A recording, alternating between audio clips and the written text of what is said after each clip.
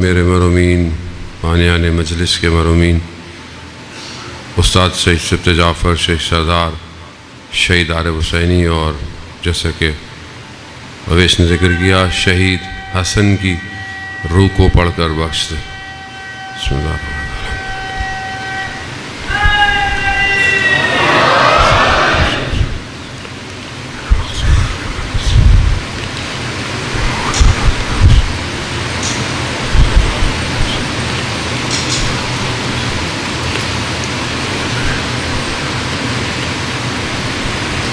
امام زمانہ کی سلامتی کے لیے ایک دفعہ صلوات بھیج دیں۔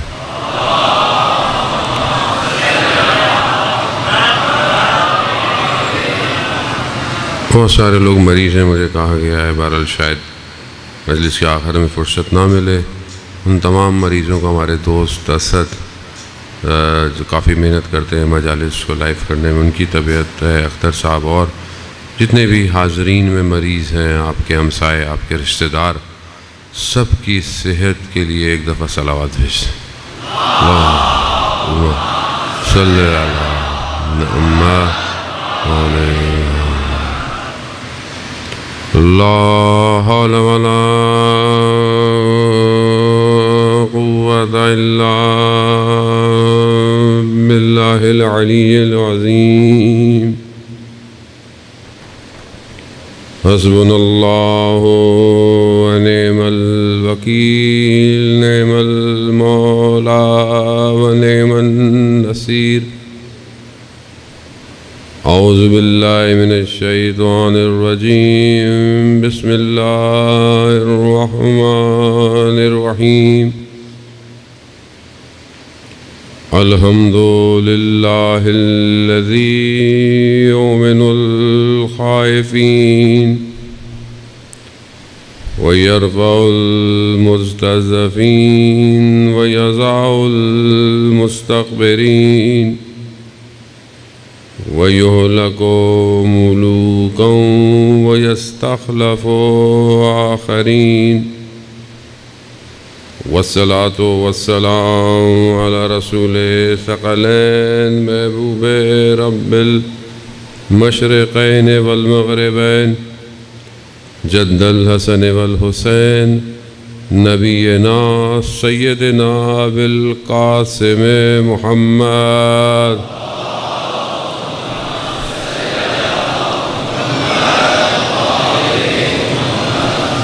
وعلى آلہ الطیبین الطاہرین المعصومین، لا سیما بقیت اللہ فی الارضین، روحی وارواحنا لتراب مقدم الفدا، ولعنۃ اللہ علی اعدائہم اجمعین۔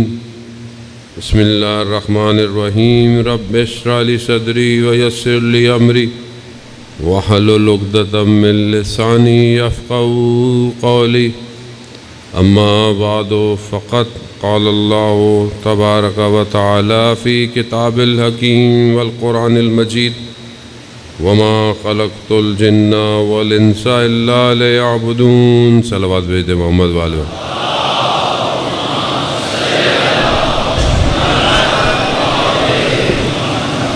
عزیزان محترم، مائے محرم الحرام کا پہلا عشرہ اور چند شب باقی رہ گئی ہیں۔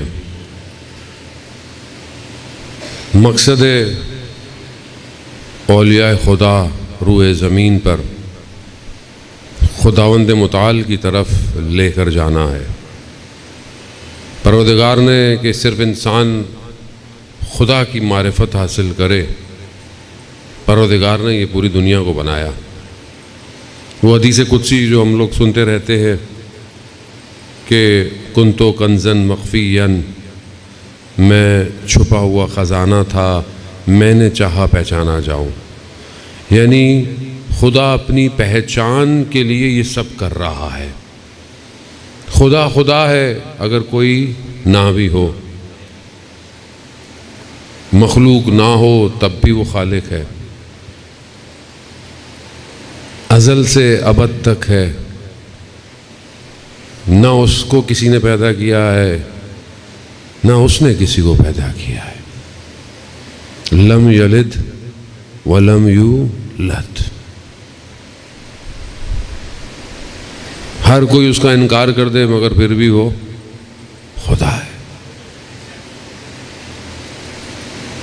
बस अपनी सिफात की मारिफत के लिए कि वो कैसा राज़िक है, वो कैसा रहमान है, वो कैसा गफ़ार है, वो कैसा सत्तार है, उसके लिए उसने इन हस्तियों को भेजा जिनको देख कर खुदा की ये सिफ़ात याद आए। अज़ीज़ान मोहतरम, बस मैं आपकी तवज्जो का तालिब हूँ,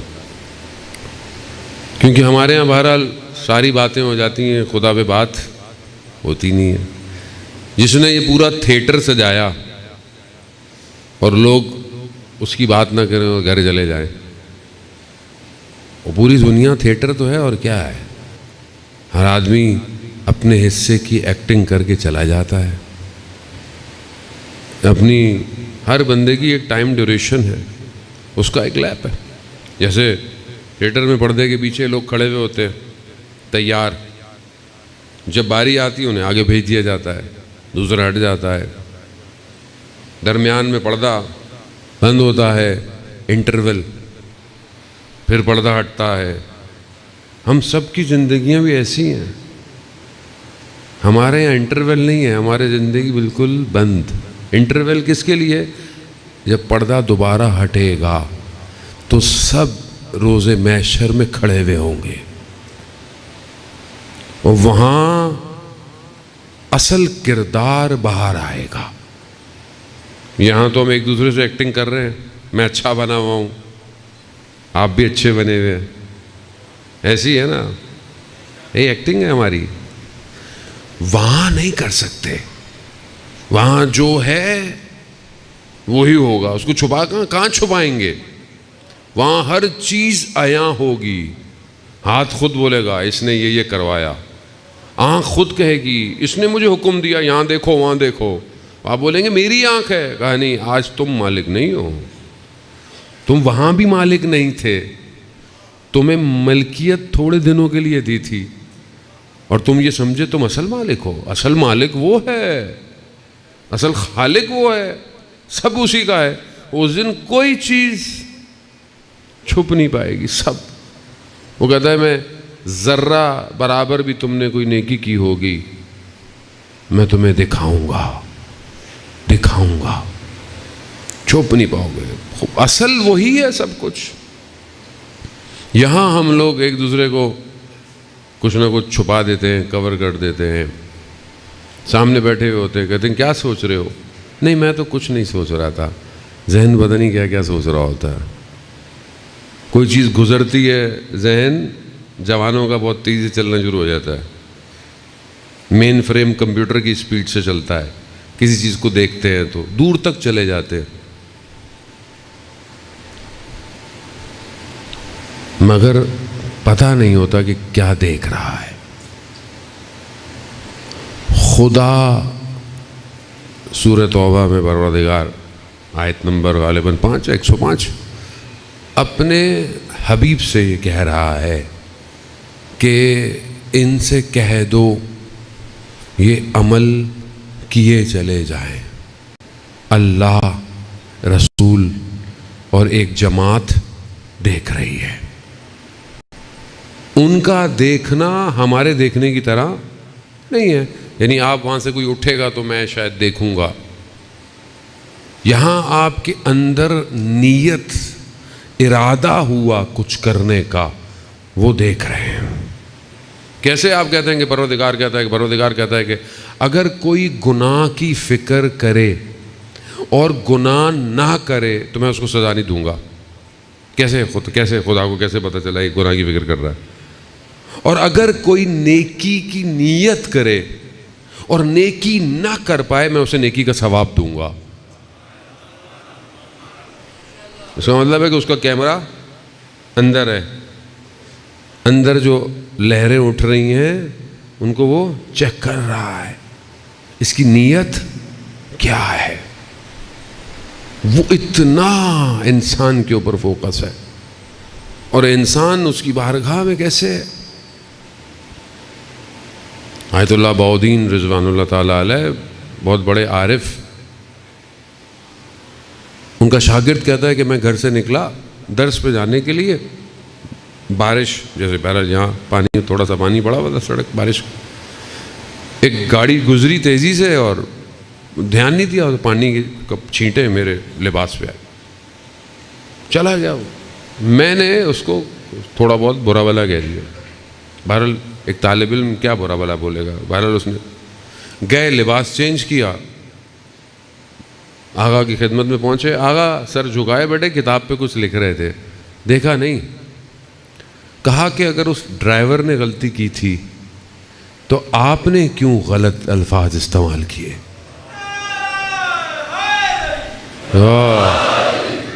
میں نے کہا کہ نہ اس وقت کوئی شخص تھا نہ ادھر کوئی شخص ہے، اللہ، رسول، مومنین کی جماعت دیکھ رہے ہیں۔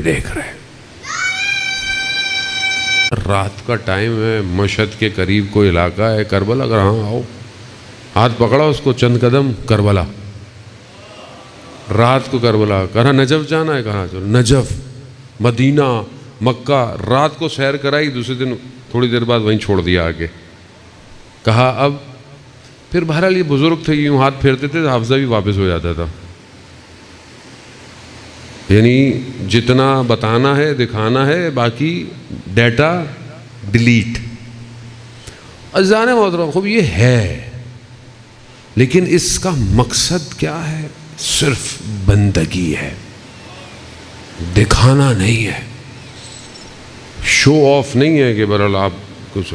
اللہ کے ولی ہمیشہ معاشرے میں اس لیے ہوتے ہیں کہ معاشرے کی بیک بون ہوتے ہیں، معاشرے کو چلاتے ہیں۔ یہ تو نارمل ولی ہیں، جو خود ولی الزمان ہے، اس کے وجود کی وجہ سے یہ ساری چیزیں قائم ہیں۔ جیسے دنیا گریویٹی فورس کی وجہ سے ہم سب کو کھینچے ہوئے ہے، حجت خدا کائنات میں اس کا وجود ہر چیز کو قائم کرنے کے لیے رکھا ہوا ہے خدا نے۔ حدیث ہے کہ اگر حجت خدا ضروع زمین سے ہٹ جائے، پوری کائنات آپس میں ٹکرا جائے گی، یعنی قیامت آ جائے گی، ختم۔ حجت خدا ہر دور کے اندر، جب نبی تھے تو نبی ہیں، اوصیاء، اور پھر اس کے بعد یہ ائمہ علیہ الصلوۃ والسلام کا۔ اس امام کو سمجھنا اس لیے ضروری ہے، جب تک آپ کو امام کی یہ معرفت نہ ہو کہ یہ ہستی کیا ہے اور اس خدا نے کیوں رکھا ہوا ہے، تب۔ لیکن کیونکہ خدا ہی سمجھ میں نہیں آیا آج تک، خدا کیا ہے، لا الہ الا اللہ زبان سے پڑھا اور گھر چلے گئے۔ خدا کہتا ہے کہ تم میرا ذکر کرو، میں تمہارا ذکر کروں گا، میرا ذکر تو کرو، میں تمہارا ذکر کروں گا۔ حضرت یوسف علیہ السلام جب زندان میں تھے اور دو لوگوں نے خواب دیکھا اور ان میں سے ان کی تعبیر بتائی، ایک کو کہا کہ تم دار پہ لٹکائے جاؤ گے، ایک کو کہا کہ تم جو ہے وہ جو زمانے میں تمہارا بادشاہ ہے تم اس کے قریب چلے جاؤ گے، اس کی خدمت کرو۔ وہ جو دوسرا جانے لگا تو قرآن میں آیات ہے، حضرت یوسف نے جو ہے وہ اسے کہا کہ جب تم اپنے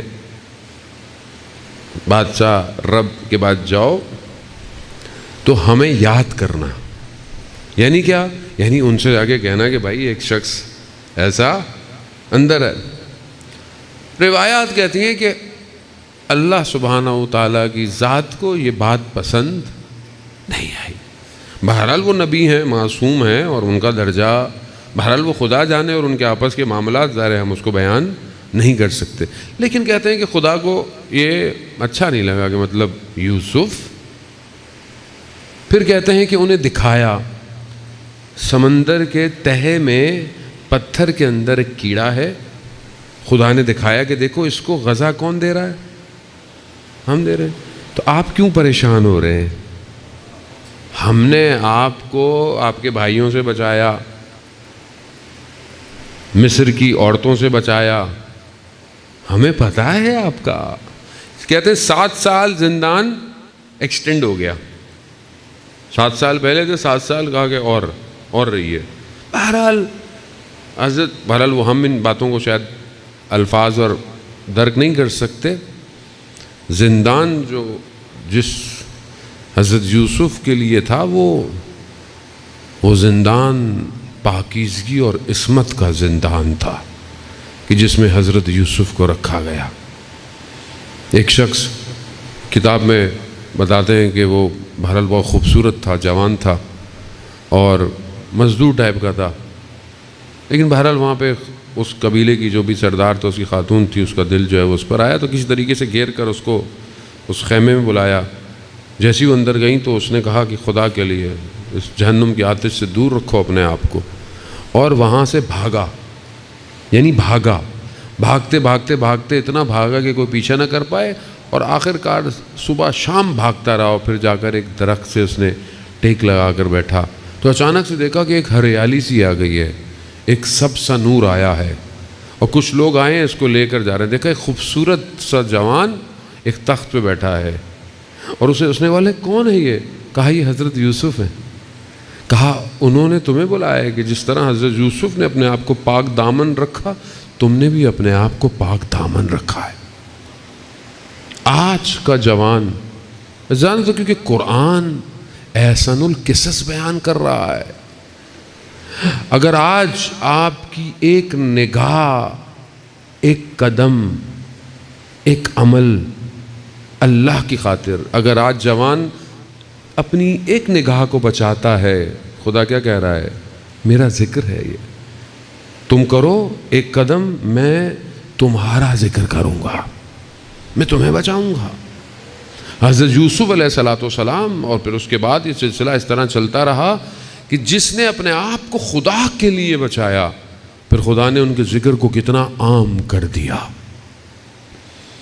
لیکن کیونکہ خدا ہمیں سمجھ میں آئے، ہمیں لگتا ہے کہ اسلام کے جو اصول ہیں وہ زندان ہے، وہ زندان نہیں ہے، وہ قید نہیں ہے، وہ آزادی ہے۔ مجھے کسی بچی نے لٹریچر سے بھیجا، پورا نہیں پڑھ پایا میں، کہ مولانا صاحب آپ آزادی کی باتیں کرتے ہیں، آزادی ایسے ہی مفہوم ہے، حقیقت نہیں ہے۔ کہا کہ کیسی آزادی؟ کہا میں اپنے بدن میں قید ہوں، اگر فزیکل جو لاز ہیں، میڈیکل لاز ہیں، میں ان کو فالو نہیں کروں تو میں مریض ہو جاؤں گی۔ ہوا کہاں آزاد ہے؟ بہرحال وہ بچی ظاہر ہے آج کل کے معاشرے کے اندر بچے جو پڑھ رہے ہیں ان کے، وہ بہت اچھی بات ہے، بچے اگر اچھا سوال کریں اور یہ وہ، اصل آزادی اس بدن کی نہیں ہے زان محترم۔ بدن ہو سکتا ہے 7 سال 14 سال قید ہو، نفس آزاد ہونا چاہیے، نفس آزاد ہو۔ کوئی آپ کے بدن کو قید کر لے، کوئی آپ کے چیزوں کو پکڑ لے، مگر کربلا کے واقعے کے بعد جن کو اسیر بنایا گیا وہ اسیر تھے، دشمن سمجھا کہ میں ان کو زندان میں لے کے جا رہا ہوں، میں ان کو، مگر وہ قید تھے۔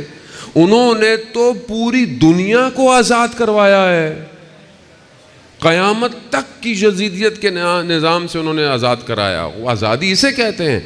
ہمارے پاس آزادی کی ڈیفینیشن نہیں ہے، ہم سمجھتے ہیں کہ وہ آزادی کیا ہے کہ کوئی قید نہ ہو، خاتون جو دل چاہے کرے، آج کی بچی جو دل چاہے کرے، جوان جو چاہے کرے۔ اسی آزادی کے شوق میں تو یہ ویسٹ جاتا ہے کہ وہاں کچھ بھی کر لو، سڑکوں پہ کچھ بھی کر لو۔ مولانا صاحب، اب میں ظاہر دنیا میں مجلس پڑھنے جاتے ہیں، لوگوں کے ذہن میں کچھ اور ہے، ویسٹ جو جاتا ہے اسے پتہ چلتا ہے سنہری زندان ہے، سنہرا ہے لیکن زندان ہے، اڑ نہیں سکتے، پھنسے ہوئے ہو۔ لگتا ہے کہ آزادی ہے، مگر کیا آزادی ہے؟ انسان تنزلی کی طرف ہے، انسان تباہی کی طرف ہے۔ غیرت نہیں ہے معاشرے میں، حریت نہیں ہے معاشرے میں، عزت نہیں ہے معاشرے میں، کچھ بھی تو نہیں ہے معاشرے کے اندر۔ ہمیں لگتا ہے کہ بہرحال انسان اگر لخت ہو جائے، لباس سے جو کھول دے، تمہاری آزادی ہے، تو پھر تو جانور سب سے زیادہ قرآن میں کہتا ہے کہ آج تک کر ہی نہیں پائے، بلکہ الٹا تعلقات اچھے کرنے کے چکر میں لگے ہوئے ہیں۔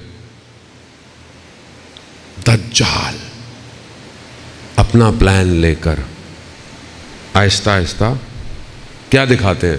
کیوں تعلقات لوگوں کو اچھے کرنے، کیوں ملک ان رواسم کو بڑھانا چاہتا ہے، ہم تمہارا اکنامکس اچھی کریں گے، ہم تمہیں یہ دیں گے، ہم تمہیں وہ دیں گے۔ دجال کا کیا کام ہے؟ دجال جنت دکھائے گا جو کہ اصل میں جہنم ہوگی، اور جہنم یعنی جنت ہوگی۔ دجال کیا ہے؟ دجال دو دجال ہیں، ایک دجال وہ ہے جو فزیکل شخص، ایک دجال فتنہ ہے، وہ آج پوری دنیا کو اپنے اندر لیے ہوئے کھینچے ہوئے، کہیں لالچ سے، کہیں اس سے، اور کہیں اس نے آپ کو سامنے اتر گیا ہے۔ وہ دجال آپ کے سامنے ہے۔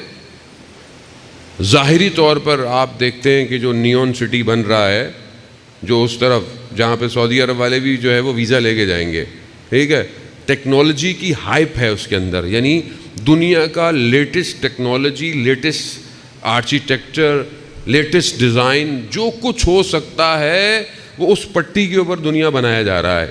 وہ ایک ایسا ملک ہوگا کہ جس کے لیے باقاعدہ پاسپورٹ بھی الگ ہے، سب کچھ الگ ہے، حالانکہ ایک چھوٹی سی جگہ ہے، اس کو بہترین دنیا بنا کر خوب کیا دکھا رہے ہیں کہ یہاں تمہیں سب کچھ ملے گا۔ 170 کلومیٹر پر صرف ایک لائن ہے جس کی وڈتھ اتنی ہے، اس پر پوری بلڈنگیں ہیں، اس کے اوپر آپ دیکھیں، اگر آپ اس کو دیکھیں یوٹیوب پہ جا کر، وہ کیا ہے، وہ کس جگہ بنایا جا رہا ہے، سامنے کیا ہے، کس کے انتظار میں بنایا جا رہا ہے؟ دجال تیاری کر رہا ہے، وہ اپنی تیاری کر رہے ہیں۔ یہاں مسلمان تو ویسے ہی فارغ، کو ٹائم ہی نہیں ہے، ہمیں تو فرصت ہی نہیں ہے، ہم لوگوں کو کیا دشمن کیا کر رہا ہے۔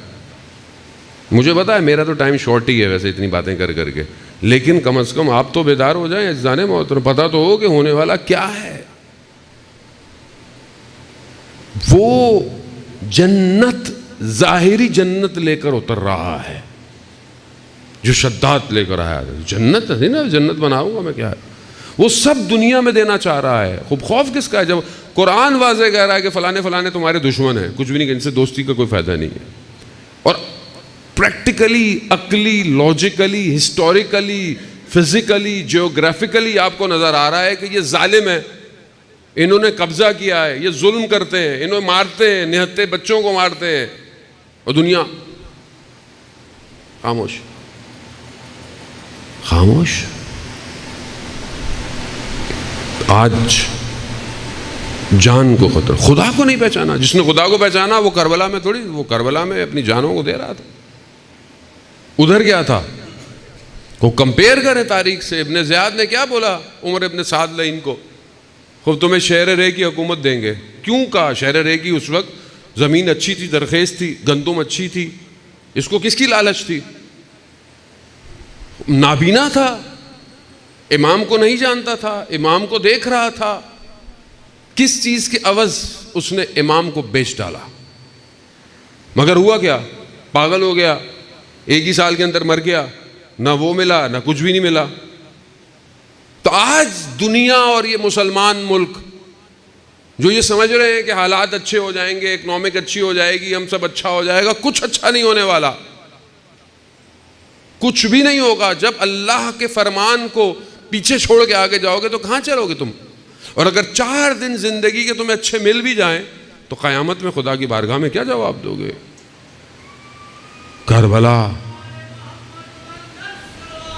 اللہم صلی اللہ۔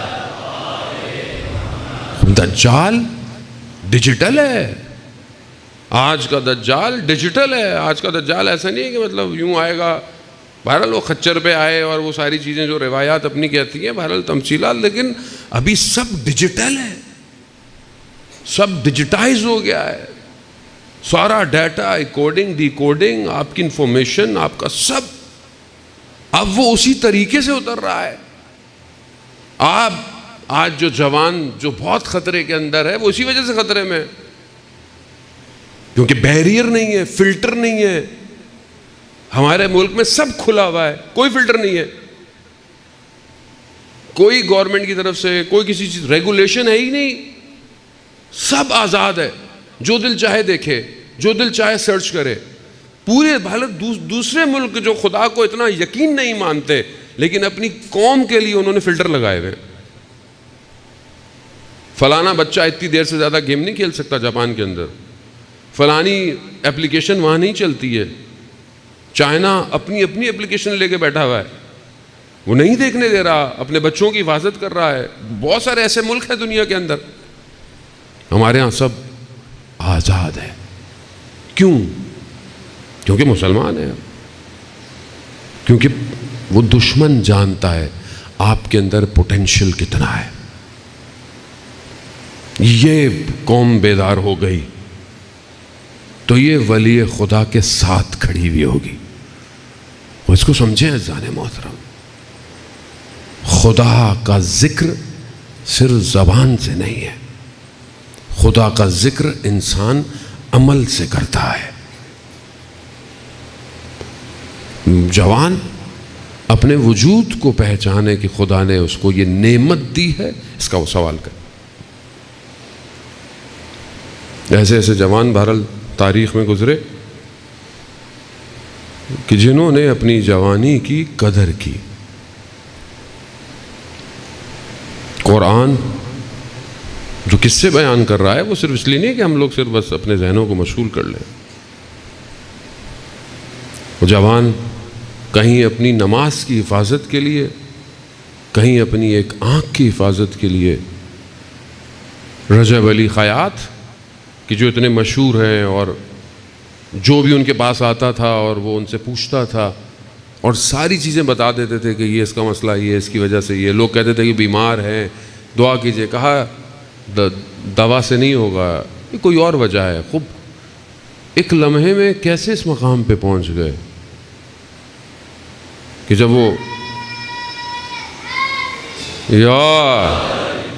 اصفہان میں خیاط تھے، ٹیلر تھے، گھر میں کوئی نہیں تھا.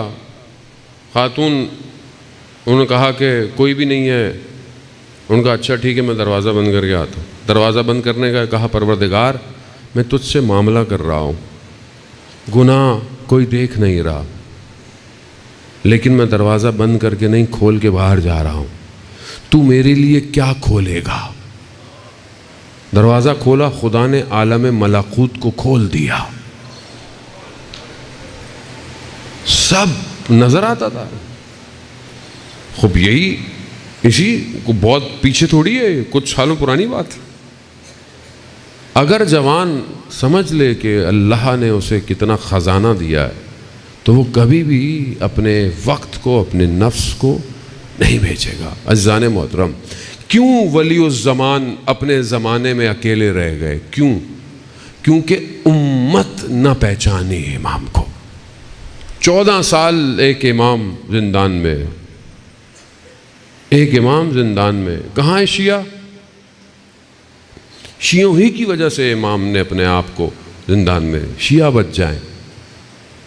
کوئی سامرا میں گھر میں قید ہے، کوئی کہاں ہے، کیوں نہیں پہچانے؟ اب وہ ٹائم آ گیا ہے کہ ہم اپنے امام کو پہچانیں، اور جب تک نہیں پہچانیں گے یہ ظلم ستم ہوتا رہے گا. یہ آپ خاموشی سے دیکھتے رہیں. کیا خبر سنی کان سے نکل گئی؟ کیا ہوا؟ اتنے شہید ہو گئے، اتنوں کو مار دیا، اتنوں کو فلسطین میں مار دیا، اتنے 100 بچے یمن میں مر گئے، اتنے. خوب آپ سنتے رہیں. آپ کو کیا ہے؟ آپ کے بچوں کو تھوڑی کچھ ہو رہا ہے.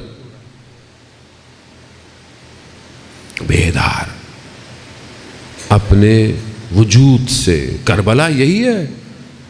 کربلا آپ کو یہی تو سکھاتی ہے کہ اپنے زمانے کے ظالموں کو پہچانو. کربلا صرف اس لیے نہیں کہ آپ آئیں گریہ کر کے گھر چلے جائیں، نہیں. کتنے لوگ تھے جو واقع کربلا کے بعد جب اسیران کربلا کو کوفہ لے کے گئے تو باہر رو رہے تھے، گریہ کر رہے تھے. بی بی زینب سلام اللہ علیہ نے فرمایا کہ تمہارے رونا اب تمہیں کچھ دینے والا نہیں ہے، تمہیں آنا چاہیے تھا کربلا، تم بیٹھے ہوئے رو رہے ہو. توابین جنہوں نے بعد میں قیام کیا اور سب، اگر کربلا آتے تو کس مقام پہ ہوتے؟ عزیزان محترم، اپنی زندگی میں دیکھیں خدا کتنا ہے. جو رابطہ ہے ہمارا، یہ خدا نے دیے ہیں سارے رابطے، لیکن ہم ان رابطوں میں کھو گئے ہیں. یہ جو کنیکشن ہے، یہ جو کمیونیکیشن ہے، یہ جو رشتے ہیں، بعض اوقات ہم ان رشتوں کی خاطر خدا کے حدود کو توڑ دیتے ہیں. انسان اولاد کی خاطر حرام کماتا ہے، یہی کرتا ہے. انسان اپنے نام کو بچانے کے لیے لوگوں کا حق کھا جاتا ہے. انسان اپنے عزت اور اپنی ذاتی اور ظاہری نفس کی خاطر لوگوں کا جو ہے وہ دبا دیتا ہے، لوگوں کو کچل دیتا ہے. یہ سب ظاہر ہے۔ قرآن جہاں اولاد کو زینت کہہ رہا ہے، وہیں قرآن اولاد کو فتنہ بھی کہہ رہا ہے۔ اگر یہ خدا کی طرف لے کے جائے تو زینت ہے، مال، اولاد، لیکن اگر یہ خدا سے دور کر دے فتنہ ہے۔ یہ رابطے، بعض اوقات ہم ان رابطوں کے لیے خدا کو کھو دیتے ہیں۔ مثال کے طور پر آپ کسی سے لڑائی ہو گئی، کسی سے نفرت ہو گئی، کسی نے آپ کے ساتھ کچھ کہہ دیا، آپ دشمن ہو جاتے ہیں، جبکہ آپ جانتے ہیں کہ دنیا تھوڑی دیر کی ہے، یہ رابطہ بھی تھوڑی دیر کا ہے۔ چاہے آپ کا سگا بھائی ہو، سگی بہن ہو، لوگ دشمن ہو جاتے ہیں، لیکن آپ یہ نہیں سوچ رہے کہ خدا ان رابطوں کے ذریعے سے میرا امتحان لے رہا ہے، خدا مجھے دیکھ رہا ہے۔ یہ رابطے تھوڑی دیر ہیں، جہاں آپ مر گئے وہاں آپ کا نام ختم ہو گیا۔ لوگ یہ نہیں بولیں گے کہ صدر تھا، پریزیڈنٹ تھا، سی او تھا، لوگ کہیں گے مردہ پڑا ہے، مردہ ہے۔ پروردگار مرتے ہی انسان سے اس کی شناخت چھین لیتا ہے۔ یہ سب ٹیمپریری رابطے ہیں، اصل رابطہ پروردگار ہے۔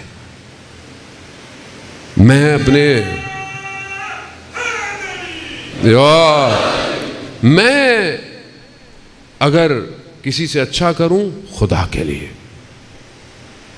آپ ائمہ علیہ السلام کی زندگی کے اندر دیکھیں، مولا کائنات جنگ ہے، اور جنگ کے اندر آپ سچویشن دیکھیں، دشمن کے اوپر آ کے بیٹھ گئے، اور بس دشمن زیر میں تھا، اس نے اہانت کی، گستاخی کی، امام کھڑے ہو گئے، امام ٹہلنے لگے، تھوڑی دیر بعد امام نے پھر اس کو مار دیا۔ سوال پوچھا، مولا آپ کے نیچے تھا، بالکل تلوار کی زد میں تھا، آپ نے مارا کیوں نہیں؟ یہاں بریکٹ میں بتاتا ہوں، امام کا کوئی کام اپنی ذات کے لیے نہیں ہوتا، امام یہ بس ہمیں بتانا چاہ رہے تھے کہ کہیں تمہارے ذہن میں یہ خیال نہ آئے کہ علی نے اس لیے مارا کہ اس نے علی کے ساتھ اہانت کی ہے۔ علی کا کوئی کام خدا کے بغیر نہیں ہو سکتا۔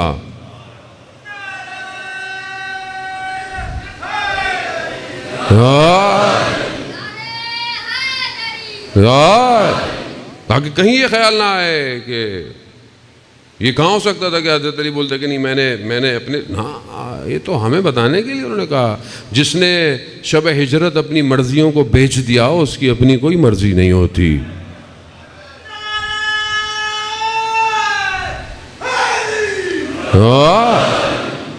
یہاں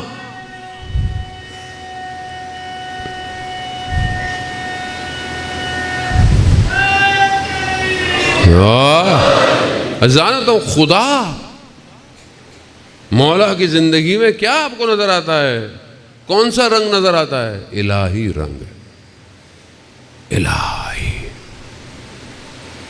دعائے کمیل ہے تو امام تڑپ رہے، سجدے میں تڑپ رہے، عبادت میں تڑپ رہے۔ نوف بخاری کہتا ہے کہ رات امام کے ساتھ گزاری، صبح ہوئی ہم نے دیکھا امام ہمیں ٹھوکر مار کے اٹھا رہے ہیں۔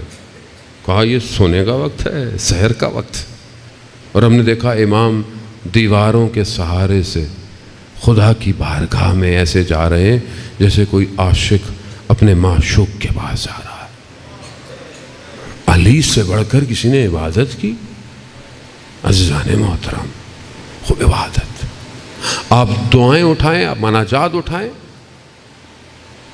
دعائے ابو حمزہ میں غالباً امام جو تعلیم فرماتے ہیں کہ وسما دعائی اذا ندیتک، میں تجھ سے دعا مانگتا ہوں اور تو میری سنتا ہے۔ بس یہ ایک جملہ اگر انسان سمجھ جائے کہ میں تجھ سے مانگتا ہوں اور تو سنتا ہے، میری حیثیت، میری کائنات میں اوقات، میرا وجود، کہاں وہ خالق، ان اللہ علی کل شیء قدیر، میں مانگتا ہوں پروردگار اور تو سنتا ہے۔ میں مانگتا ہوں، میں واقعی اس سے مانگتا ہوں. جانتا ہوں پروردگار، حدیث میں ہے کہ کچھ چیزیں تمہاری طرف سے ہیں، کچھ چیزیں میری طرف سے ہیں. پروردگار کہتا ہے کہ مغفرت میری طرف سے ہے، مگر توبہ تمہاری طرف سے ہونی چاہیے. میں مغفرت کروں گا تمہاری، لیکن توبہ تم کا استجابت میری طرف سے ہے، قبولیت میری طرف سے ہے، مگر دعا تمہاری طرف سے ہونی چاہیے. دعا تو مانگو، میں استجاب کروں گا. مولانا صاحب دعائیں مانگ مانگ کے تھک گئے، قبول ہی نہیں ہوتی ہے. مانگ کیا رہے ہو؟ کیا مانگ رہے ہو؟ وہ قرآن کی جو آیت ہے کہ مانگو میں استجاب کروں گا، اس کی ذیل میں علامہ طباطبائی فرماتے ہیں، میں پہلے کئی دفعہ عرض کر چکا ہوں کہ روز قیامت میں ایک شخص کو بہت سارے ریوارڈ ملیں گے، جزا. کہے گا پروردگار یہ تو میں نے کام نہیں کیا تھا. کہا نہیں، وہ جو تم نے دعائیں مانگی تھیں اور پوری نہیں ہوئی، اس کے بدلے میں میں نے تمہیں دیا ہے. تو وہ کہے گا کاش خدا میری دنیا میں کوئی بھی دعا قبول. مگر ہمارے پاس دعا مانگنے کا ٹائم.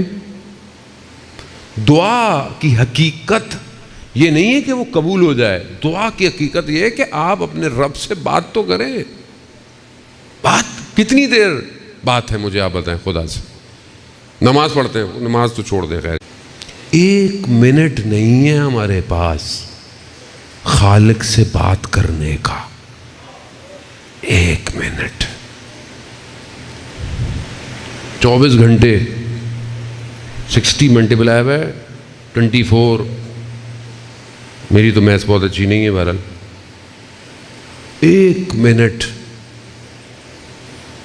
اور ہم کہتے ہیں جی ہمارے پاس صحیفے سجادیہ ہے. صحیفے سجادیہ کیا ہے؟ وہ صاحب پتہ نہیں سنا ہے کیا ہے؟ دعاؤں کی کتاب ہے. کیونکہ ہمیں تو نہیں پتا دعا کیسے مانگنی ہے، وہی بتائیں گی جو خدا کو جانتے ہیں. انہوں نے کہا ہے کہ ایسے مانگو. اٹھائیں، کھولیں. چوتھے امام پر ہم گریا کرتے ہیں، امام ایسے تھے، امام کے ساتھ یہ ہوا. جو امام نے خود دیا، جو دشمن نے امام کو پہنایا، وہ ہم سب نے پہنا ہوا ہے. اور جو خود امام نے دیا ہے وہ نہیں ہونا. ہمیں کیا معذرت آج کل. دعا رابطہ ہے، رابطہ. اس دور میں جو آج ہم کہتے ہیں depression, stress, pressure, psychological factor, external factor, چڑچڑا پن، برداشت ختم ہو گئی ہے. کیوں ہے؟ کیونکہ آپ کے پاس انرجی کو ایگزٹ کرنے کا وے آؤٹ نہیں ہے. دعا پورے وجود کو اس کی بارگاہ میں جھکاتی ہے. چوتھے امام صحیفے سجادیہ کی دعا، یا غنی الاغنیاء، اے بے نیازوں میں سب سے بڑے بے نیاز، انا افقر الفقراء، میں محتاجوں میں سب سے بڑا محتاج ہوں. دعا ہے، دعا. عزیزان محترم، رابطہ نہیں ہے. 1,24,000 پیمبر کیوں آئے تھے؟ یہ رابطہ ہو.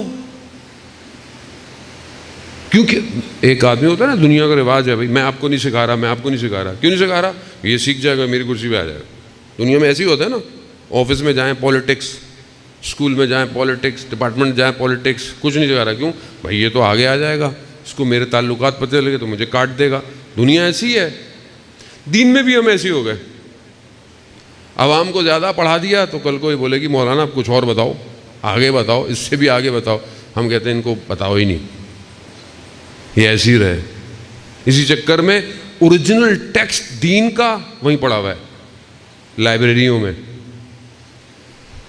اور عوام واہ واہ واہ واہ واہ واہ، بس واہ واہ کا پیکج لے کے گھر چلی جاتی ہے.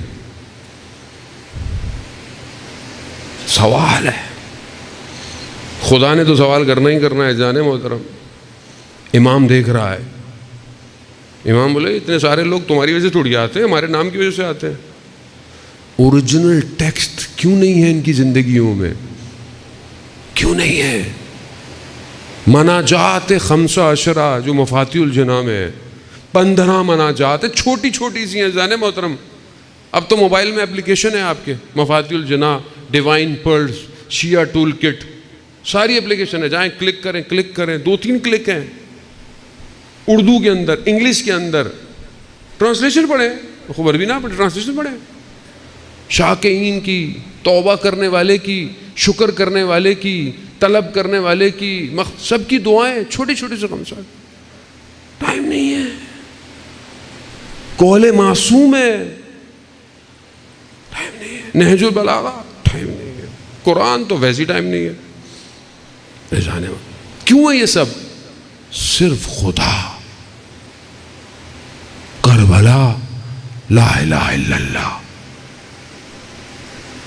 یہی ہے درس، یہی ہے انسانیت. دانے موت آج جس کے لیے آپ جمع ہوئے ہیں، معرفت دیکھیں آپ. کربلا کیسے کیسے گوہر کو لے کر بیٹھی ہوئی ہے، کیسے کیسے گوہر. ماؤں نے نہ جانے کیسے کیسے گوہر لے کر کربلا آئی. شب عاشور امام سب کو بتا رہے ہیں یہ مقام یہ ہو. قاسم خیمے میں پیچھے بیٹھا ہوا ہے. جب دیکھا کہ سب ہو گیا، کہا چچا جان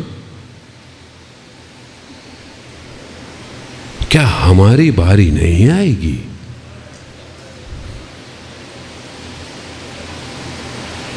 مقاتل کہتے ہیں امام قاسم کے پاس گئے،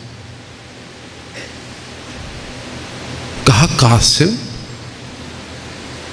آپ کی نہیں، علی اصغر بھی شہید ہوگا. ہاشمی خون ہے، غیرت. کہا چچا کیا یہ لوگ خیموں تک پہنچ جائیں گے؟ ہاں نہیں، اصغر خود آئے گا. وہاں امام نے قاسم سے سوال کیا، آپ 13 سال رول ماڈل ہونا چاہیے یہ 13 سال کے بچوں کا. قاسم کیا کہا؟ قاسم کہا، پوچھا قاسم آپ کے لیے موت کیسی ہے؟ موت کیا ہے آپ کے لیے؟ کہا چچا جان موت میرے لیے شہد سے بھی زیادہ میٹھی ہے. یہ معرفت، یہ کربلا، یہ کیسے رابطہ ہو گیا؟ خدا کو پہچان رہے ہیں تو ابھی تو موت کو ایسے کہہ رہا ہے قاسم. ہمارا بچہ ہے ایسا کہے.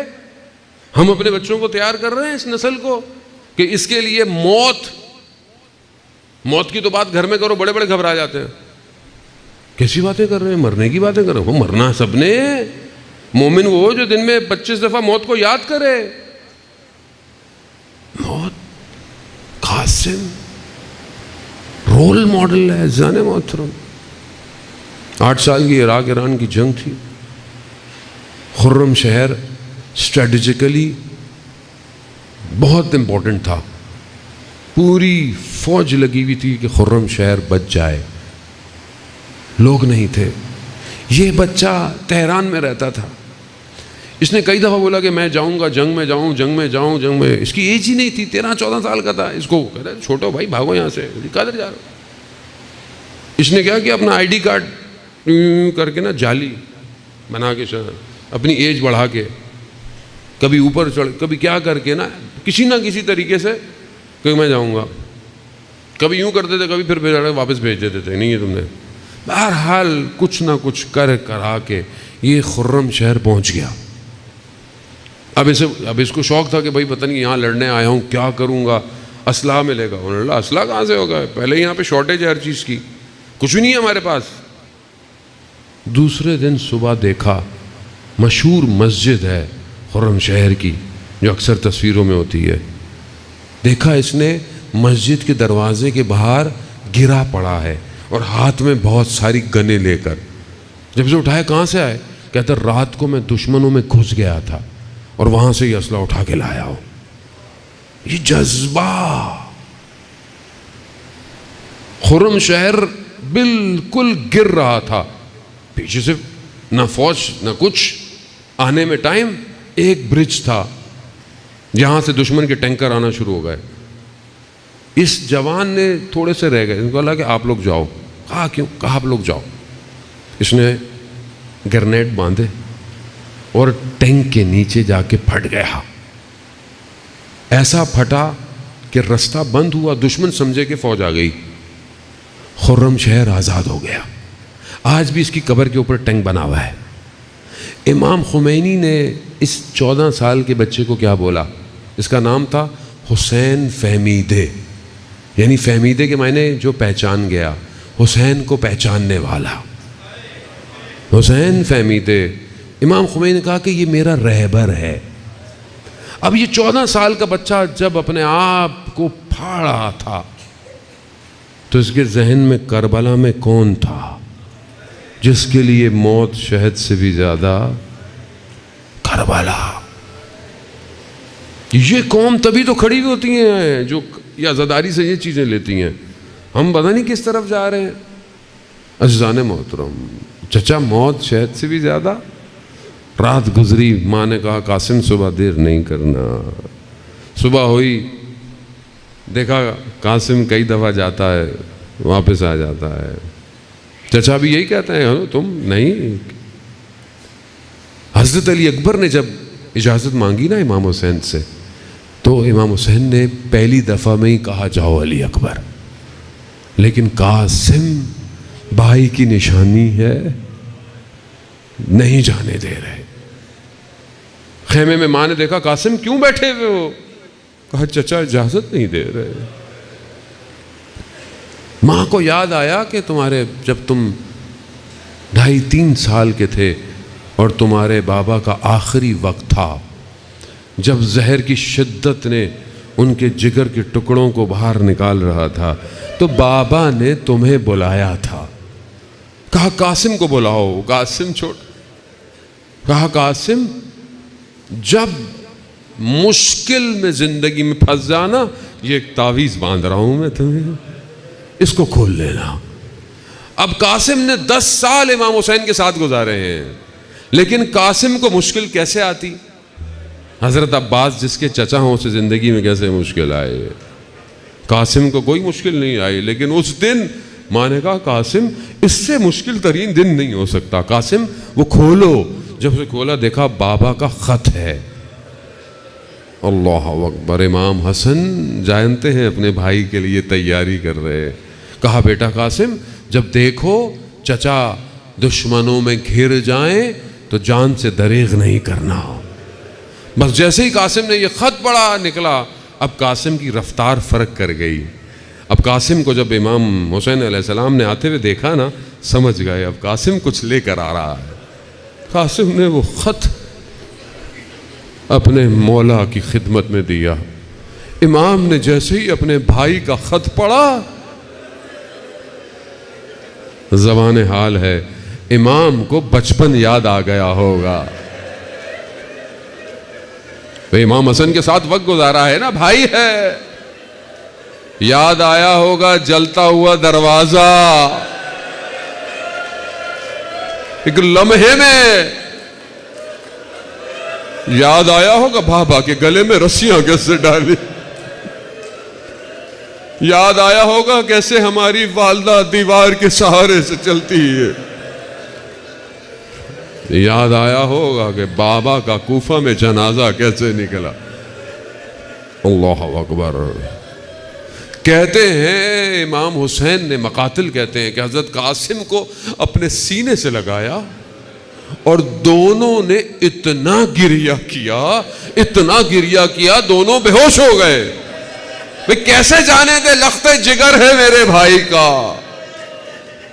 جگر بے ہوش ہو گئے. مقاتل کہتے ہیں حضرت قاسم اپنے مولا کے پاؤں چوم رہے, چچا جانے دیں آپ کو آپ کی ماں کا واسطہ.